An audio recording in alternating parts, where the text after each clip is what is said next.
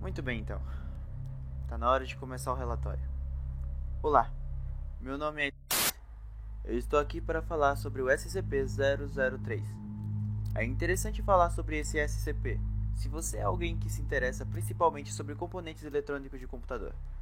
Estou aqui fazendo o relatório dela. É bem irônico, na verdade. E realmente detesto mexer com essas coisas, apesar de ser um cientista.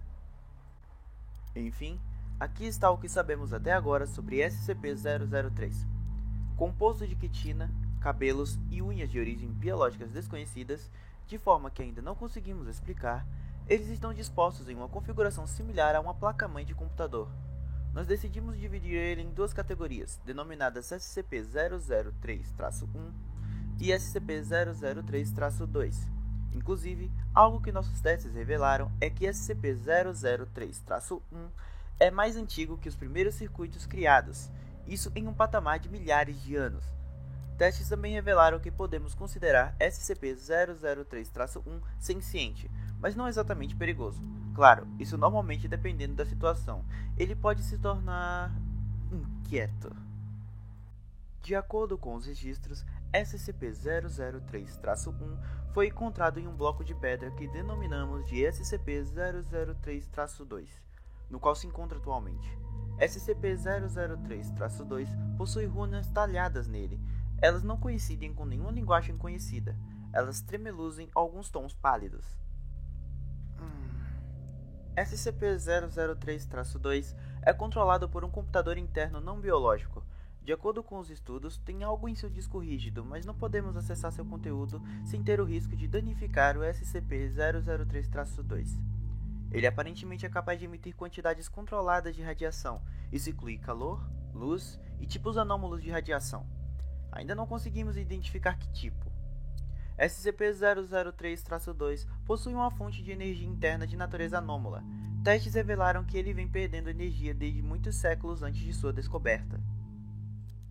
Bom, temos uma teoria de que SCP-003-2 foi criado com o propósito de conter SCP-003-1.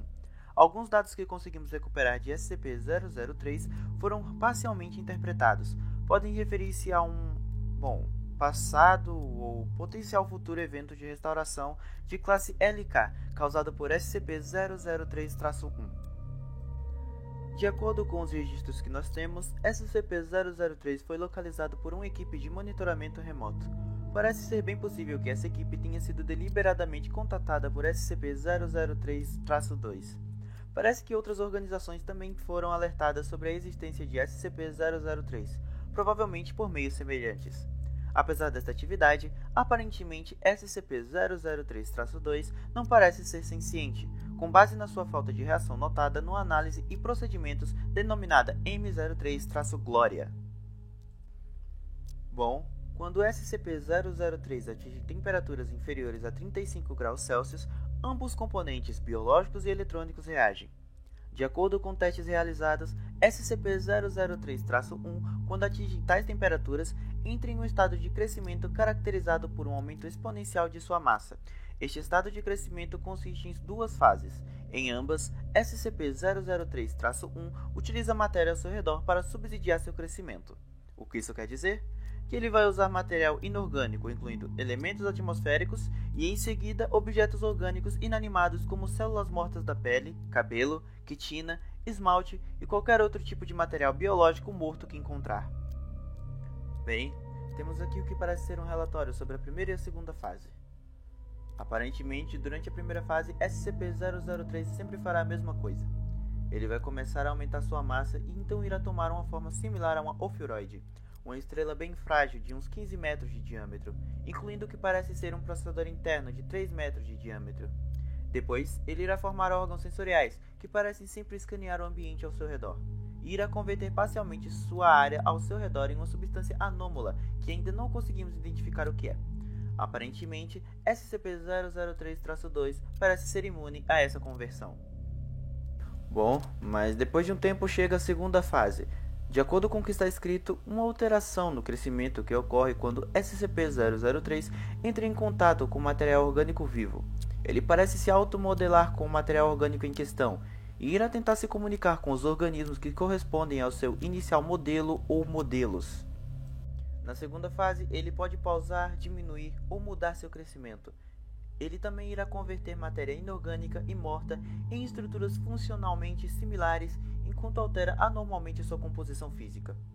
O primeiro estágio de crescimento é consistente. No segundo, a taxa de crescimento é diminuída entre 20% a 90%. Enquanto permanecer em contato com matéria orgânica viva, a quantidade de diminuição do crescimento é determinada pela complexidade do organismo em contato com SCP-003-1. Ele parece utilizar grandes quantidades de processamento para analisar matéria orgânica viva. Também foi observado que, em cada um dos estágios de crescimento de SCP-003-1, SCP-003-2 libera doses de radiação que inibem temporariamente o crescimento de SCP-003-1 ou revertem quando a temperatura alcança mais de 100 graus Celsius. Emissões de radiação similares podem ser produzidas ou replicadas por outros meios anômalos. Bom, a seguir temos alguns adendos que eu decidi adicionar. Adendo 003-1. Fizemos uma análise linguística das runas de SCP-003-2 e outras análises de dados comparativas. A equipe de pesquisa M03 Glória foi capaz de criar um vínculo entre SCP-003 e outro SCP para analisar suas funções. SCP-003-1 deve ser capaz agora de ser considerado senciente e mantido constantemente a no mínimo 1 km de distância daquele SCP e do subproduto resultante deste vínculo. Adendo 003-2. A perda de energia de SCP-003-2 foi exacerbada pelos procedimentos realizados por M03-Glória. Sob ordem de um dos O5, M03-Glória deverá prosseguir com os procedimentos. Adendo 003-3. Durante o procedimento realizado por M03-Glória, SCP-003-1 duplicou sua massa e deu início a um crescimento estrutural acelerado. Sua temperatura foi imediatamente revestida a 100 graus Celsius. O crescimento de SCP-003-1 continuou por exatos 9 minutos e 6 segundos e parou após receber um pico de radiação produzida por SCP-003-2. Em seguida, SCP-003-1 reverteu ao seu estado normal após 3 minutos e 39 segundos. As novas informações foram dissolvidas em uma poeira residual que foi coletada para estudos posteriores. Ambos, SCP-003-1 e 003-2, cessaram suas atividades detectáveis completamente. SCP-003-2 não voltou a funcionar até ser conectado a uma fonte de energia externa. Suas runas brilharam uniformemente em um tom cinza, e suas atividades normais só reiniciaram após 3 horas. Ele, após isso, aparentemente não é mais capaz de manter sua área de contenção a uma temperatura superior a 35 graus Celsius sem o auxílio de uma fonte de energia externa fornecida por geradores. Bom, eu devo admitir que o próximo adendo deve ser o mais interessante desse relatório. Adendo 003-4. Nós iniciamos o procedimento do Adendo 003-3 novamente. E SCP-003-1 entrou de novo em estado de crescimento, e após 10 minutos e 13 segundos, SCP-003-2 produziu novamente um pico de radiação, e o crescimento de SCP-003-1 parou por 36 segundos e depois continuou com velocidade normal. Após quadruplicar sua massa inicial, SCP-003-1 formou um casco e um corpo coesos. Após sondar o ambiente ao redor e converter parcialmente sua área de contenção, SCP-003-1 acabou por violar sua contenção, entrando na sala de observação onde estavam os presentes 9 membros da equipe M03-Glória. Ao entrar em contato físico com os indivíduos da equipe, SCP-003-1 os englobou em que pareciam ser apêndices que cresciam rapidamente, e SCP-003-1 deteve seu crescimento por 15 minutos. SCP-003-1 então retomou o crescimento normal e reorganizou os componentes de seu centro formado em o que parecia ser um tipo de humanoide do sexo feminino de 3 metros de altura, com seus tentáculos periféricos mudando de lugar para formar seu cabelo e a coluna vertebral dessa sua nova forma, que assumimos ser a sua forma original. SCP-003-1 produziu então barulhos vocais rudimentares, o que parecia uma tentativa de se comunicar com os pesquisadores presentes no teste. Foi registrado que um indivíduo desconhecido se aproximou da área comprometida, acompanhado de uma equipe completa de agentes. Ele alegou estar agindo sob ordens de O5-10 e tentou se comunicar com SCP-003-1.